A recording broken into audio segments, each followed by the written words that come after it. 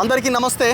తెలంగాణ రాష్ట్రంలో ప్రతి డిపార్ట్మెంట్లో ప్రతి వ్యవస్థలో ముఖ్యమంత్రి అనుకున్న వాళ్ళకి, మంత్రులు అనుకున్న వాళ్ళకి, స్థానికంగా ఉన్న ఎమ్మెల్యేలు అనుకున్న వాళ్ళకి, అధికార పార్టీ వాళ్ళకి సంబంధించి నేను మాట్లాడుతున్నాను.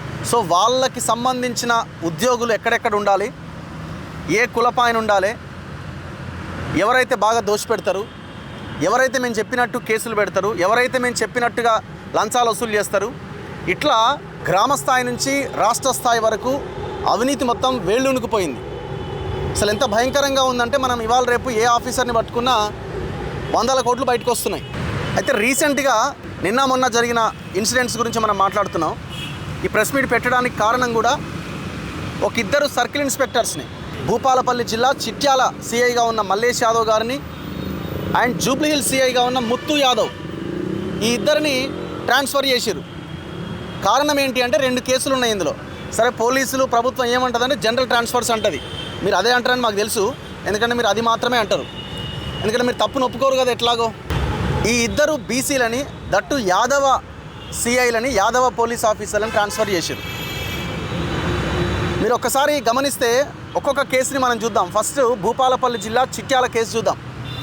ఈ చిట్యాల మండలంకి సంబంధించినటువంటి దాంట్లో రావు అనే ఒక వెలమ కమ్యూనిటీకి సంబంధించిన ఒక కాంగ్రెస్ జనరల్ సెక్రటరీ నాయకుడు, ఆయనకు బాసు అక్కడున్న స్థానిక ఎమ్మెల్యే గండ్ర సత్యనారాయణరావు.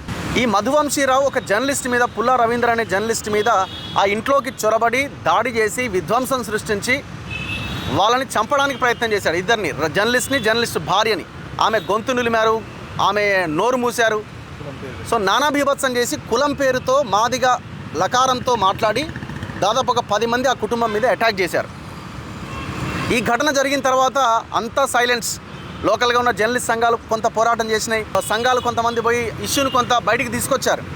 దాని తర్వాత ఆ ఇష్యూ సద్దుమణుగుతుంది అనుకున్న సమయంలో మనం ఎంటర్ అయిన తర్వాత మళ్ళీ లైవ్లోకి వచ్చిన సమస్య మళ్ళీ ఆ రాష్ట్ర స్థాయిలో ఒక చర్చకు దారితీసింది.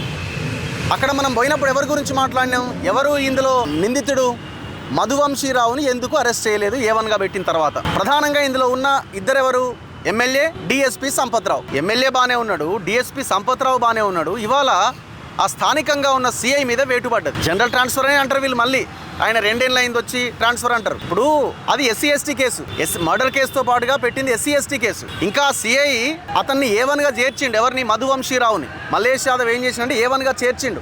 SC/ST కేసు డిఎస్పీ పరిధిలోకి వస్తుంది. మరి సంపత్రావు ఎన్నేళ్ల నుంచి ఉన్నాడు అక్కడ భూపాలపల్లి డిఎస్పీగా? దాదాపుగా 6 సంవత్సరాలు, 2019-20 నుంచి. మధ్యలో ఒక 1.5 year రాములు అని ఇంకొక ఆఫీసర్ వస్తాడు. దాని తర్వాత మళ్ళీ ఈయనే ఎంటర్ అవుతాడు. మరి భూపాలపల్లికి సంపత్రావుకున్న అవినాభావ సంబంధం ఏంటంటే కులం. ఇక్కడ కులమే. మల్లేష్ యాదవ్ది యాదవ కుటుంబం కులమే ఇక్కడ బాధితుడైండు. ఆయన మీద వేటు పడ్డది. వెలమ ఆయనకు సంబంధించిన సంపత్రావు మాత్రం 6 సంవత్సరాలకు పైన ఆయన పదవిలో కొనసాగిండు. అక్కడ కులమే, ఇక్కడ కులమే. సో ఎందుకు ఆయన కంటిన్యూ అయ్యిండు? అన్ని లావాదేవీలు, వ్యవహారాలు ఆయన ఎమ్మెల్యేలు చెప్పినట్టుగా, అక్కడున్న ఆ వెలమ కారిడార్ చెప్పినట్టుగా ఆయన పనిచేస్తాడు కాబట్టి ఆయన ఇక్కడ పెట్టుకున్నారు. ఇప్పుడు SC/ST కేసుకు బాధ్యులు ఎవరు? డిఎస్పీ. మరి ఇక్కడ ఎవరిని సస్పెండ్ చేయాలా? 6 ఏళ్ల నుంచి ఉన్న డిఎస్పీని సస్పెండ్ చేయరు, చివరికి సిఐ మీద వేటు పడుతుంది. అంటే జనాలకు చెప్పుకోవాలి కదా, మేము కరెక్ట్గా ఉన్నాం, మేము లా అండ్ ఆర్డర్ కరెక్ట్గా పెట్టినాం కాబట్టి సిఐని సస్పెండ్ చేసినాం. అసలు సంబంధం లేని సిఐని సస్పెండ్ చేసారు.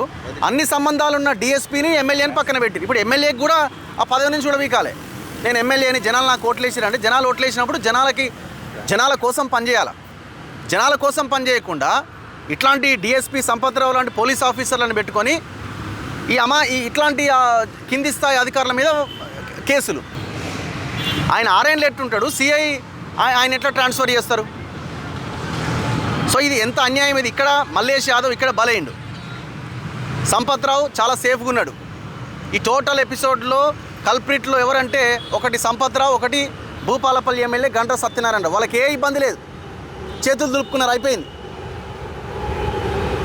రెండో కేసు ఎక్కడ మన జూబ్లీహిల్స్ పోలీస్ స్టేషన్ పరిధిలో ముత్తు యాదవ్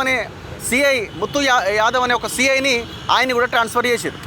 కారణం ఏంటి అంటే కొండా సురేఖ OSD సుమంత్ సంబంధించిన వ్యవహారంలో ఎవరినో కొట్టిర్రు, వాళ్ళకి దెబ్బలై గొంగిడి హరికృష్ణ అనే వ్యక్తిని కొట్టితే గాయాలైతే ఎఫ్ఐఆర్ ఫైల్ చేయడంలో లేట్ అయింది, సుమంత్ను అరెస్ట్ చేయడంలో లేట్ చేసిండు అని జూబ్లీహిల్స్ సీఐ మీద వేటుపడ్డది.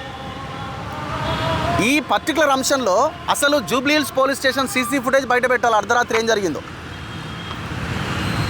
అసలు ముత్తు యాదవ్ మీకు వ్యతిరేకంగా ఎక్కడ పనిచేసిండు అక్కడ సిఐ, ఈ మహేందర్ రెడ్డి అనే వీళ్ళు బాధితులంతా మీ పోలీస్ స్టేషన్కి వచ్చి కంప్లైంట్ ఇచ్చారు ఆయనకంటే ముందే.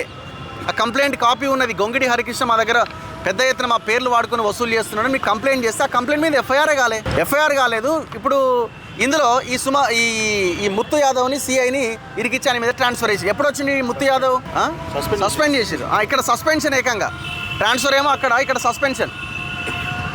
సో ఈయన ఏకంగా ఈయన వేసిన తప్పేంది అంటే సుమంత్ను పట్టుకోవడంలో ఫెయిల్ అయిందట. సుమంత్ను పట్టుకోవడంలో ఫెయిల్ అయిందని, అరెస్ట్ చేయడంలో ఫెయిల్ అయిందని సస్పెండ్ చేశారు. మీరు చూడండి, ఆయన వచ్చింది ఎప్పుడు, జూలైలో వచ్చిండు ఆ ముత్తు యాదవ్. ఇది కూడా కుట్రనే, ఎందుకంటే జూబ్లీహిల్స్ పోలీస్ స్టేషన్ అంటేనే, జూబ్లీహిల్సే కాదు, షేర్లింగంపల్లి, గచ్చిబౌలి, హైటెక్ సిటీ, మాదాపూర్, ఈ వెస్ట్ సైడ్ ఉన్నటువంటి ఏరియాలన్నీ కూడా రావులు, రెడ్లు, కమ్మలు వీళ్ళ చేతిలోనే ఉన్నాయి. ఈ మొత్తం వ్యవహారం అంతా వీళ్ళే ఉంటారు ఇక్కడ. ఈ లా అండ్ ఆర్డర్ పెద్ద పెద్ద పోస్టుల్లో ఉన్నతాధికారులుగా, ఆఫీసర్లుగా వీళ్ళే కొనసాగుతారు. మీరు చూడండి, లెక్కలు తీయండి. మీరు జూబ్లీహిల్స్ పోలీస్ స్టేషన్లో ఎవరన్నా బీసీలు ఈ మధ్యకాలంలో ఉన్నారా? 2006లో శ్రీనివాసరావు, 2007లో శ్రీనివాసరావు, నర్సింగ్రావు, అంత రావులే. మొత్తం ఆ కారిడార్ అంతా కమ్మలకు అప్పచెప్పారు. మరి ఎంతమంది రావు అంటే ఇలా రావు అని అందరికీ ఉంటుంది అనుకోండి, కానీ మన ఎస్సీ ఎస్టీ బీసీలు అయితే ఇలా లేరు. DV Pradeep Kumar Kamma, S Venkatareddy, K Purnachandar, 2019-20లో బలవంతయ్య, 2021లో రాజశేఖర్ రెడ్డి, 2023లో పి రవిప్రసాద్, 2021లో రాజశేఖర్ రెడ్డి, 23లో రవీంద్ర ప్రసాద్, 24లో వెంకటేశ్వర్ రెడ్డి, 25లో శ్రీనివాసులు రెడ్డి, 26 జూలైలో ముత్తు యాదవ్ వచ్చింది. ఎప్పటి నుంచి లెక్క చెప్తే ఇంక అంతకుముందు లెక్క తీస్తే మొత్తం వాళ్ళే ఉంటారు. అంటే మీ కారిడార్ ఇది. అక్కడ ఎట్లొచ్చిండో అటో ఇటో మరి ఆడ తెలియదు, కానీ వచ్చిన నెల రోజులు లేపావతల పడేసారు. కథం.